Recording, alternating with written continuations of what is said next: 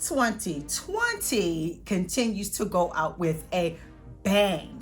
Miss Honey, I was not ready for the Niecy Nash news. Sexually fluid? Let's talk about sex, and let's especially talk about how judgmental we are with sexuality and sexual acts.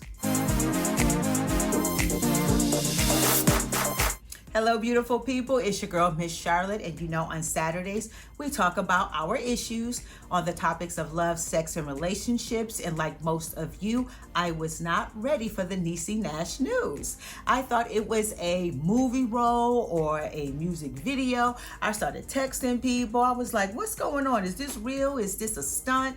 And they was like, nope, this is real. This is her third marriage. And I was like, okay. And for the most part, most of us received it well. I mean, we had no choice. What I loved about Niecy Nash, she put it out there and she was like, it is what it is. You accept it or you don't. And she did not give a damn. So we had to respect that. And I say kudos for it. I really love that she said, I'm not coming out of the closet. I'm sexually fluid. I'm like, okay. So for me, sexual fluidity is, I guess, bisexuality. That's how I kind of see it. And I guess what it means is that you could love whoever you love at any time. You can change your attraction to male or female because that's what you naturally feel, and it can change at any time. They say mostly women are more sexual fluid than men, and I can understand that because when it comes to judging, we are so much harder on men, especially if men are bisexual. A lot of us just can't wrap our head around it. We just instantly say that they're gay and that's it. And that's like a whole nother topic. But when it comes to women, it's like, I don't know, it's just more accepted. So I wanted to share what I think sexual fluidity means. So first, I'm going to share this video. I want you to watch this video, and then I need you to pay attention to the comments. I'm not the type to call you back tomorrow, but the way you wrap around me is a problem. Ain't nobody trying to keep it. Baby, get that paper. Probably got a lot of other.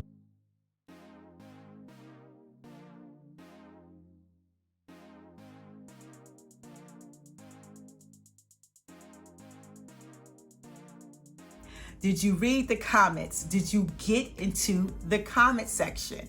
This woman is so beautiful and so gangsta, and the comment section is the funniest part because most of her followers are straight women. She has like over 1 million, and a lot of her followers are straight women. And as you can see in the comment section, they were all questioning their sexuality. They like, am I a lesbian now? What does this mean? How am I attracted to you? Oh my God. And it got even funnier because some of these women husbands started coming on her thing to see what it was all about. And some of the husbands was like, you home wrecker. And they was like, get out of my wife's, timeline, get out of her feed.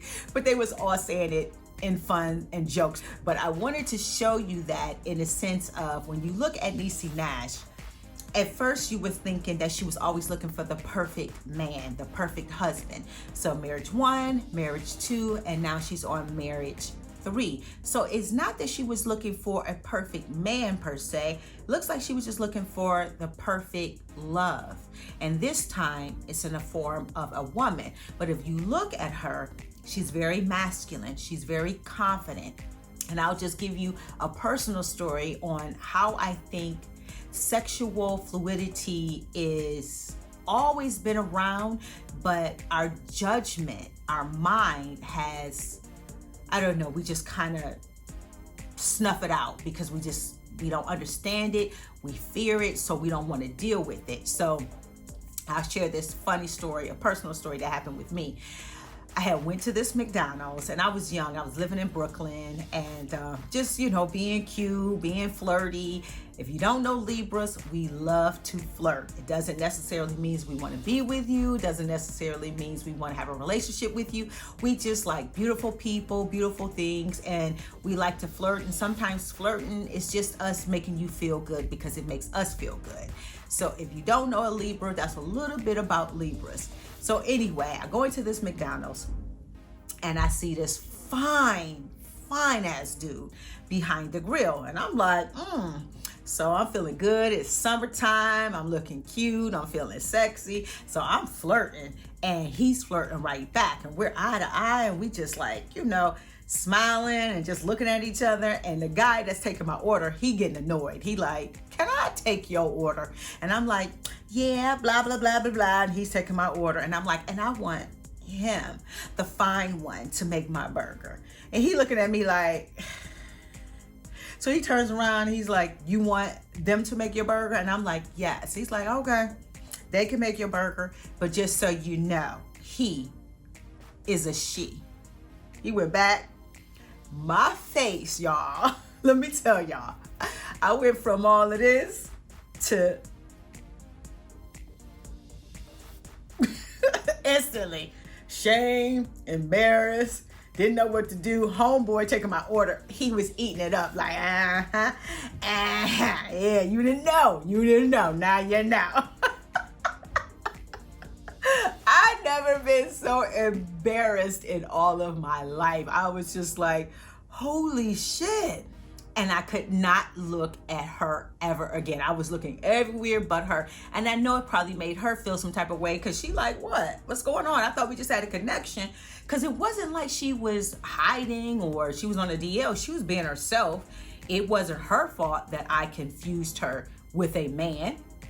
She did nothing wrong, so I'm sure it wasn't until later, until homeboy, who was having such a good time, who could not wait to tell me that he was a she. I'm sure he filled her in later, and she probably was like, oh, you know, and I felt bad later that I made her probably feel bad because, you know, you flirting with somebody and all of a sudden you just stop. So anyway, the story gets even funnier because now I can't wait. I'm rushing to get home to my fiance. Yes, I was engaged. And again, with a Libra, we're very open. We're very honest. We will tell our lovers anything and everything. Once we trust you and once we love you, we are very open and honest with you. So if you get with a Libra, you got to be prepared for that. So anyway, I go home to my fiance and he was fine, good looking man. And I went to him and I was like, baby, something wrong. I think something wrong. And he's like, what's going on? I'm like, I don't know. I think I just had a gay experience. And he was like, well, what happened? So I tell him everything and he just starts laughing his ass off. He was like, okay, so you thought it was a man? And I was like, yeah. And he was like, okay, so why do you think you're gay? I said, because it was a woman. He was like, okay, but you thought she was a man. And I'm like, yeah.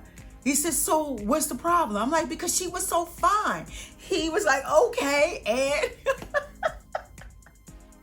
and I just was so worried and so concerned. But then he was like, okay, so let's say it was a man. What was going to happen afterwards? Was you just flirting or was you about to cheat on me? And that became a whole nother subject.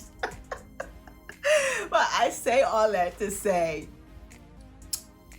with sexual fluidity, had I been comfortable with being in my own skin and owning my sexuality, I should have been comfortable enough to, once I realized that it was a woman, that I should have just continued to just be me. Like, okay, well, she fine. Let me keep looking at her and keep flirting, because I'm not going to do anything with her because I have a fiance. But I couldn't even continue to do that because I was so afraid of what was going on with me.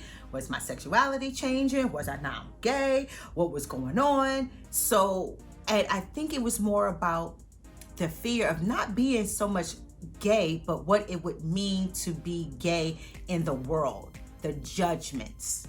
I do believe that's what it was. And so what I'm hoping is that with this sexual fluidity, more people are starting to realize that they can be attracted to what they're attracted to, whether it comes from a man or from a woman. It doesn't necessarily mean that you're sexual orientation has to change. It just means that you are open to that. Now, Niecy Nash took it a step further and she opened herself up to that love. And I think more and more people are going to start doing that, especially the next generation. I think the next generation is going to be like, who gives a damn? If you love somebody, just be with them. As long as you're not hurting anybody, as long as you're not putting any harm on somebody, as long as you both agree on it, just do it. I really do believe that it's fading out a lot of this judgment on who to love, because at the end of the day, we do have to ask ourselves, why do we care so much about other people's beds, who's in their bed? If they're not in your bed, why do you care so much about who they are sleeping with? Same with me. If they're not in my bed, why do I care whose bed they're in? So I think the new generation is starting to just be like, I don't care. You know, one day they might introduce you to their girlfriend, the next day they might introduce you to their boyfriend. And I think that's where it's starting to go.